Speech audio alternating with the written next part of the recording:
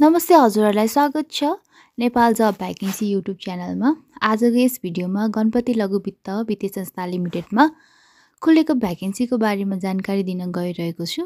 भिडियोलाई अन्तिमसम्म हेरिदिनु होला। गणपति लघु वित्त वित्तीय संस्था लिमिटेडमा मिति 2081 साल 12 महिना 3 गते सहायक, कनिष्ठ सहायक र प्रशिक्षार्थी सहायकको लागि केही सङ्ख्यामा भ्याकेन्सी खोलिएको छ। सहायक पदको लागि आवश्यक न्यूनतम योग्यता भनिएको छ प्रवीणता प्रमाणपत्र तह उत्तीर्ण गरेको र लघु वित्त वित्तीय संस्थामा एक तह मुनि कम्तीमा 1 वर्ष कार्य गरेको वा एसएलसी वा एससी गरी लघु वित्त वित्तीय संस्थामा कम्तीमा 2 वर्ष काम गरेको हुनुपर्ने। सहायक पदको लागि चाहिँ हजुरहरूले +2 कम्प्लिट गरेको हुनुपर्ने छ र लघु वित्त संस्थामा चाहिँ 1 वर्षको चाहिँ काम गरेको हुनुपर्ने छ भनेको छ है। यदि हजुरहरूसँग चाहिँ एसएलसी मात्रै कम्प्लिट छ भने चाहिँ हजुरहरूसँग 2 वर्षको चाहिँ वर्किङ एक्सपिरियन्स हुनुपर्ने छ भनेर भनिएको छ। परीक्षाको किसिम पनि तोकिदिएको छ। यसको लागि चाहिँ अन्तर्वार्ता मात्रै हुनेछ। अर्को पद रहेको छ कनिष्ठ सहायक। यसमा पनि केही सङ्ख्या मागेको छ। आवश्यक न्यूनतम योग्यता भनिएको छ प्रवीणता प्रमाणपत्र तह उत्तीर्ण गरेको र लघु वित्त वित्तीय संस्थामा 1 वर्ष कार्य गरेको वा एसएलसी वा एससी गरी लघु वित्त वित्तीय संस्थामा कम्तीमा 2 वर्ष काम गरेको। यो पनि सेम नै भए +2 कम्प्लिट छ भने 1 वर्षको कार्य अनुभव चाहियो र हजुरहरूको एसएलसी अथवा एससी कम्प्लिट छ भने चाहिँ 2 वर्षको कार्य अनुभव चाहिन्छ। परीक्षाका किसिम यसमा पनि अन्तर्वार्ता मात्रै हुनेछ। र अन्तिम पद रहेको छ प्रशिक्षार्थी सहायक। यसमा पनि केही सङ्ख्या मागेको छ।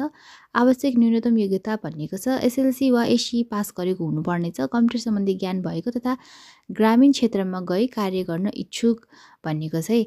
यसमा चाहिँ हजुरहरूसँग कुनै पनि एक्सपिरियन्स मागिएको छैन। हजुरहरूको चाहिँ शैक्षिक योग्यता भनेको चाहिँ एसएलसी अथवा एससी चाहिँ पास गरेको हुनुपर्ने छ र हजुरहरूसँग चाहिँ कम्प्युटर सम्बन्धी ज्ञान हुनुपर्ने छ र ग्रामीण क्षेत्रमा चाहिँ काम गर्न इच्छुक हुनुपर्ने छ भनिएको छ है। परीक्षाको किसिम भनेको छ लिखित र अन्तर्वार्ता हुनेछ है। त्यसै गरी सवारी साधन र चालक अनुमति पत्र भएकोलाई प्राथमिकता दिइनेछ भनिएको छ।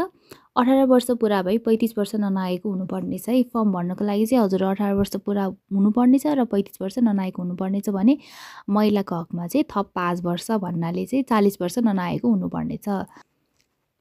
इच्छुक उम्मेदवारले निवेदनका साथमा हालसालै खिचेको पासपोर्ट साइजको फोटो, नेपाली नागरिकताको प्रमाणपत्रको प्रतिलिपि सहितको सम्पूर्ण विवरण, खुलेको बायोडाटा, यो सूचना प्रकाशित भएको मितिले 15 दिनभित्र यस वित्तीय संस्थाको इमेल मार्फत ngtmicrovacancy@gmail.com वा वित्तीय संस्थाको वेबसाइट www.ganpatimicro.com.np मार्फत दरखास्त दिन सकिनेछ भनिएको छ है।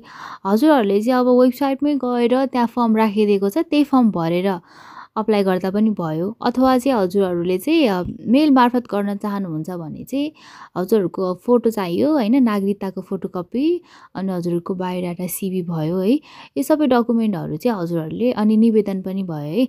अनि निवेदन पनि भयो अनि यो सबै डकुमेन्ट चाहिँ हजुरहरूले चाहिँ ngtmicrovacancy@gmail.com मा चाहिँ मेल गर्न सक्नुहुनेछ।